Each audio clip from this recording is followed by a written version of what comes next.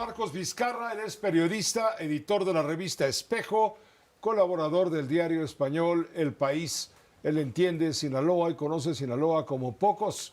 Marcos, qué gusto saludarte, ¿cómo te va? Muy buenas noches. ¿Qué tal? Buenas noches, Pepe. Qué gusto poder saludarte a ti y a tu equipo. Casi todos los días nos preguntamos, bueno, ¿qué pasa en Sinaloa? ¿Por qué no se detiene la violencia, la muerte, la sangre? La situación empeora cada día en Sinaloa. En lugar de ir al revés, vamos para cada vez el hoyo más profundo. No sé si lo ves así, Marcos. Sí, Pepe, hemos estado viviendo una situación algo atroz. Hay que poner, creo que, énfasis en varias cosas. Hace un año y un poco más de 3 meses, casi 4 meses, ni siquiera hemos llegado al año y medio, comienza un conflicto que todos conocemos. Es el conflicto que es entre los hijos del Chapo, este hijo del Mayo Zambada, Ismael Zambada Siqueiros, el Mayito Flaco, y con ello comienza todo un ciclo de violencia que no ha parado. Estamos hablando de que todos los días, todos, lo dijiste muy bien, hay violencia, todos los días hay hechos, hay actos criminales, vandálicos, vemos quemas de viviendas, vemos que incendios provocados con drones, vemos ataques, asesinatos. Han asesinado a más de 80 niñas, niños y adolescentes en todo durante solamente este periodo. Han asesinado a más de 130 mujeres en todo este periodo. Han asesinado alrededor de 80 elementos de la policía, del ejército, de la Guardia Nacional en todo este periodo.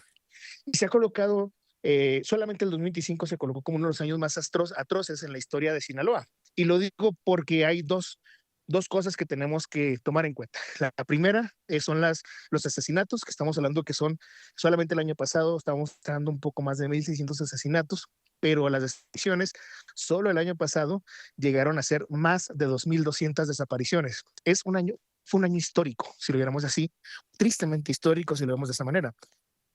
Juntamos con todo este periodo de lo que ha durado esta guerra, de lo que llamamos la guerra, estamos entonces hablando de que prácticamente eh, casi 4,000 desapariciones, casi 3,000 asesinatos, y sin contar las casas, los negocios incendiados.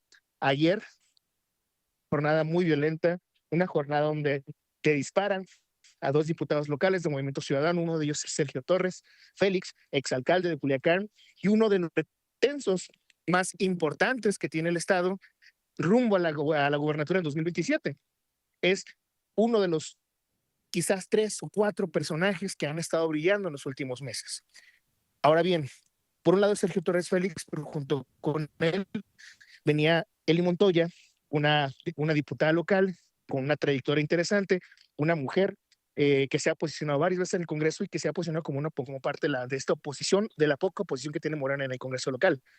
Estos casos son relevantes, pero también hay que sumar a que en esos últimos días se dio a conocer una denuncia sobre la desaparición de personas mineras de un grupo minero de Besla Silver que se encuentra hacia el sur del estado, en el municipio de Concordia. Se trataba primero, no, si, y la denuncia iba o giraba sobre que al menos 12 a 14 personas habrían estado privadas de su libertad. La Fiscalía General del Estado nos ha confirmado que se trata de por lo menos 10 personas. De ellas hay personas de Sonora, hay personas de Chihuahua y hay personas de Sinaloa. La empresa, aunque tenía conocimiento desde el día viernes 23 de enero, fue apenas hasta ayer en la noche cuando da un comunicado y reconoce que efectivamente hubo 10 personas que fueron privadas de su libertad en un campamento de la misma empresa, que incluso hace apenas un mes, un poco más de un mes, se presentaban en el gobierno del estado, lanzaban un comunicado de prensa e informaban que era uno de los principales proyectos económicos hacia la región sur del estado. Una mina dedicada a la plata, a la extracción de plata, y que tiene, de acuerdo con el proyecto, una duración de por lo menos 10 años para la extracción. Este proyecto hoy por hoy, Pepe, se encuentra ya parado debido a esa situación de violencia.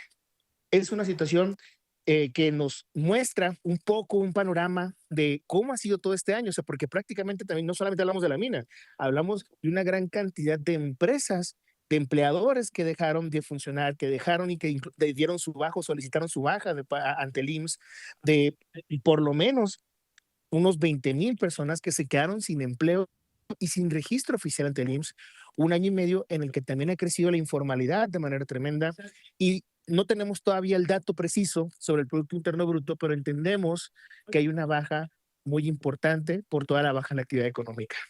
Marcos Vizcarra, es patético el panorama que narras, pero también es un testimonio vivo. ¿Cómo lo están viviendo los sinaloenses? Me imagino, pero te lo pregunto. Es complejo, Pepe, es muy, muy complejo, porque lo decimos así como de pronto en abstracto, ¿no? Pero en esos últimos días, te voy a platicar creo que 3 escenas de manera muy breve que nos ayudan a entender.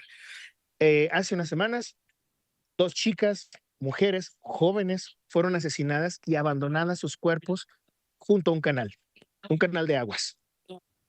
Hace unos días, apenas el lunes pasado, un hombre fue encontrado desollado a las afueras de una plaza que se encuentra en el sector, uno de los sectores económicos más importantes de Culiacán, un lugar muy concurrido, bastante concurrido. Su cuerpo fue dejado ahí junto con su cara a un lado.